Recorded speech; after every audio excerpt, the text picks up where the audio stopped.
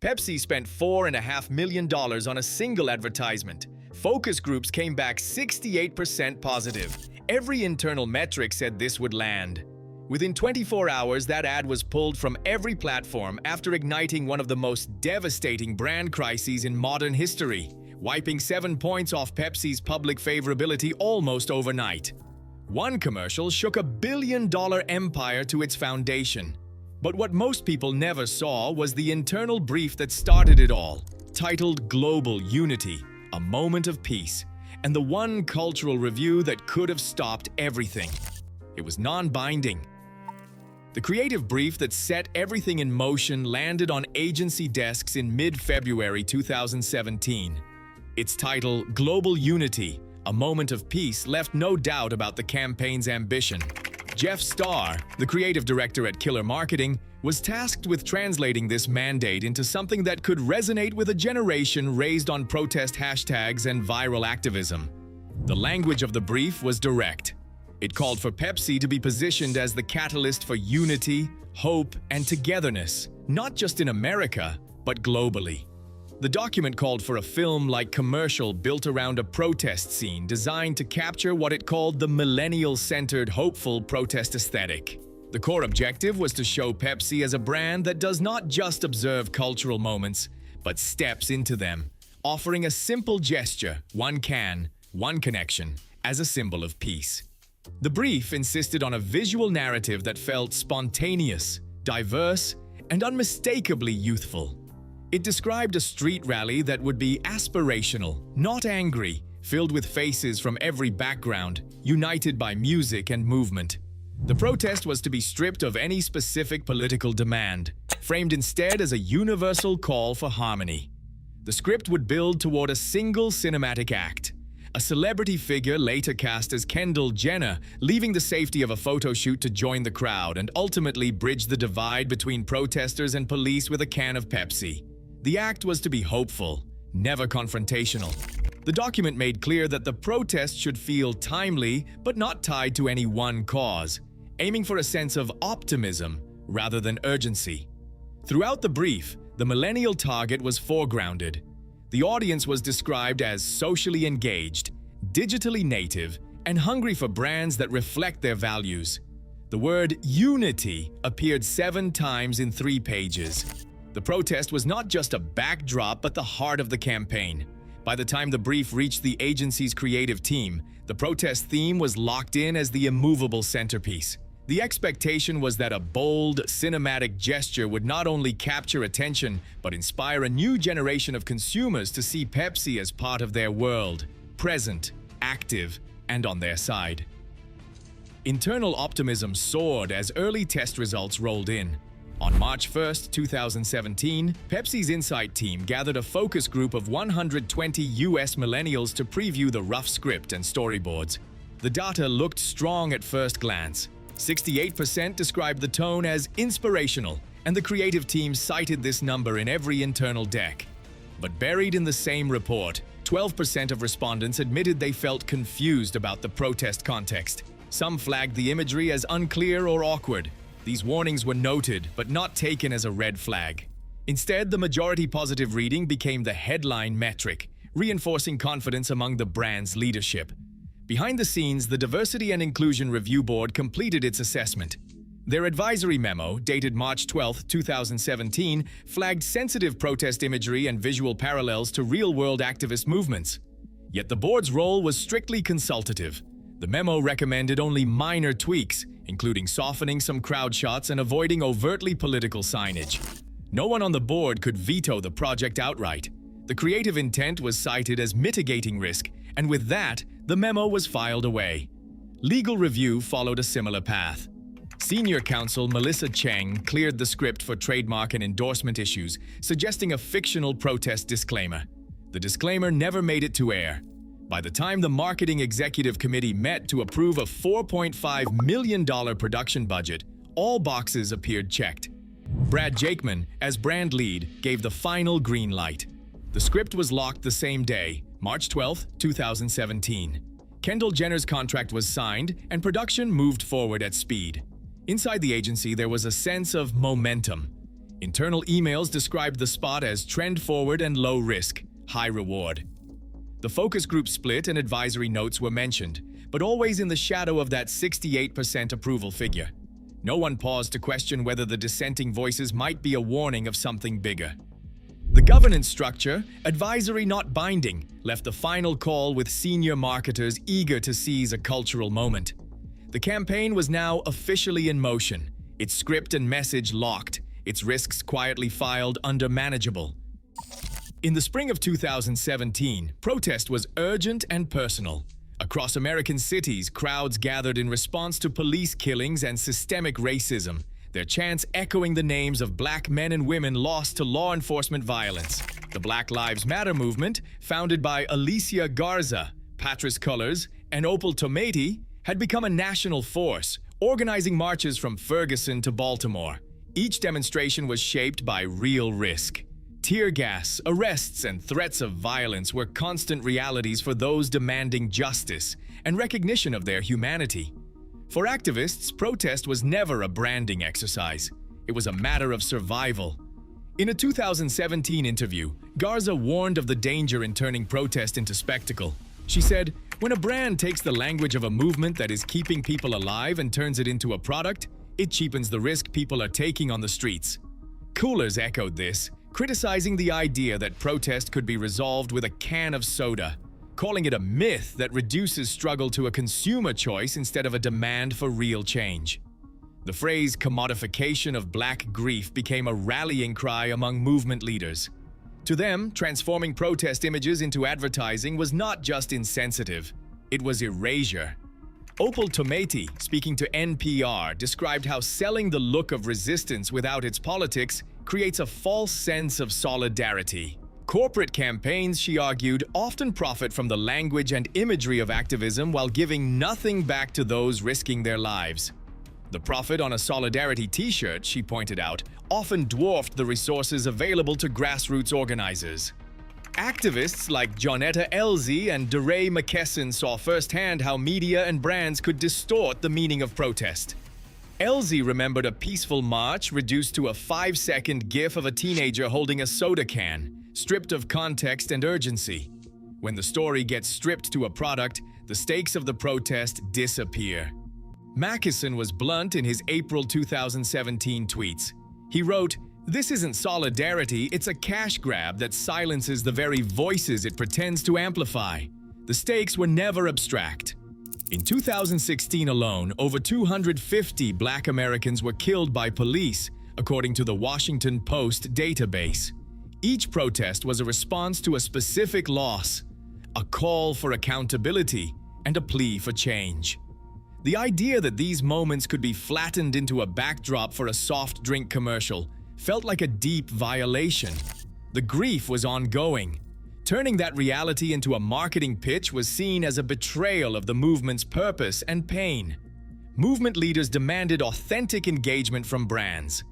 Garza insisted that true partnership meant transparent financial support, long-term commitment, and community-led decision-making. Anything less, she argued, was just performance. By 2017, protest imagery was everywhere, on social feeds, in news cycles, and in advertising. For those at the heart of the struggle, the difference between solidarity and exploitation was measured in risk, sacrifice, and the ongoing fight for dignity.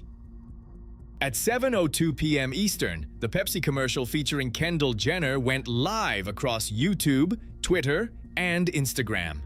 Within minutes, the social web turned volatile. By 7:07 p.m., a Reddit thread titled, "Is this the most tone-deaf ad ever?" had drawn dozens of comments, most of them scathing. The first parody video surfaced on YouTube at 7:12 p.m., just 10 minutes after launch, racking up over 5,000 views and 1,000 likes in its first moments. On Twitter, the hashtag #PepsiFail began trending worldwide by 7:15 p.m., with tweet volume surging to 34,000 per minute. Instagram Reels mirrored the spike, reaching over 220,000 views in the opening hour. The backlash did not just spread, it accelerated. At 7:22 p.m., the account at Tech Critic, with over 2 million followers, posted a 45-second critique that pulled no punches. The post was retweeted 210,000 times and liked more than 400,000. Sentiment analysis using the Vader tool pegged the score at -0.89, a level classified as strongly negative. By 7:30 p.m., BBC ran a headline calling the campaign a spark for outrage, and their Facebook link drew 78,000 shares in minutes. Interaction velocity across platforms peaked at 42,000 engagements per minute, a rate rarely seen outside presidential debates or global sports events. Within the first hour, parody content became a force of its own. Nearly 38% of all video shares on Instagram were remixes or lampoons of the original spot. On TikTok, a parody remix shot to 1.1 million plays, and the hashtag #AdRemix climbed to the top 10 globally. The viral coefficient for these memes, how many new viewers each existing viewer brought in, hit 1.78, signaling true exponential spread. Network analysis mapped a dense cluster of 27 high-centrality accounts, many of them meme creators and micro-influencers, driving 68% of retweet volume. These bridge nodes connected activist commentary, comedy, and mainstream news, turning the backlash into a self-sustaining feedback loop. Sentiment data from the first 6 hours painted a stark picture. On Twitter, the average score was -0.73, with 81% of sampled posts negative. Instagram and Reddit trailed closely, both registering over 75% negative sentiment. Parody videos on YouTube accounted for nearly half of the cross-platform share count. Even a small wave of automated bot accounts, flagged by analytics tools, contributed to the initial hashtag surge, but real people quickly drowned them out. By the end of 24 hours, the numbers dwarfed other brand crises.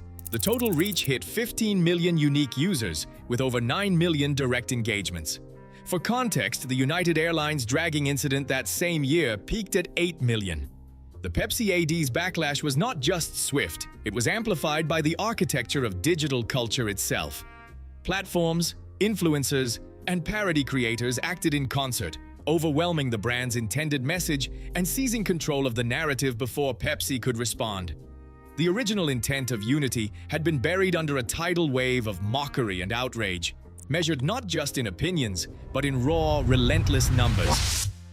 The audit report circulated inside PepsiCo after the ad's collapse outlined 3 gaps that let the crisis unfold unchecked. First, the production timeline was compressed to just 45 days, a decision driven by the spring marketing calendar and the push to capture a fleeting cultural moment. Normally, a campaign of this scale would undergo 6 weeks of testing and revision. Instead, the team moved from creative brief to launch in less than half that time. An internal memo from the post-mortem described this as a single-iteration creative review, with little room for second thoughts or deeper vetting.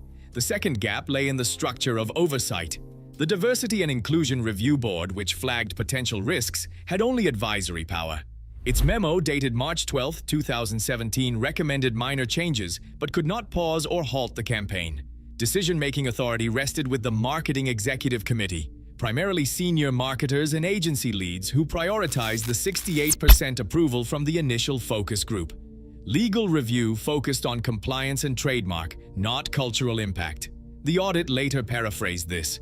Decision authority resided with agency consultants, and internal cross-functional sign-off was limited to marketing leadership. The lack of a formal multidisciplinary review board meant dissenting voices were noted, then filed away. Third, the audit flagged the absence of independent cultural consultation. The campaign relied on in-house focus groups and internal diversity staff, but never brought in outside experts or community stakeholders. No civil rights groups or activist advisors were consulted before the script was locked. A former legal counsel later admitted that the company never brought in community-based NGOs or Black-led advisory groups to pre-screen the storyboard, and that the internal legal review focused only on trademark and compliance issues. The audit's summary said that no external cultural competence experts were engaged, and the legal review did not cover socio-political impact. These gaps in speed, advisory-only review, and missing outside input created a system where red flags could be acknowledged but not acted on. The executive committee's confidence in agency data and the desire to move quickly overrode the few cautionary signals that did surface. In the end, the campaign's governance structure was designed for efficiency, not for cultural risk. The result was a single point of failure model, where all it took was one unchecked decision to trigger a global backlash. Pepsi's internal analytics team watched the numbers fall in real time.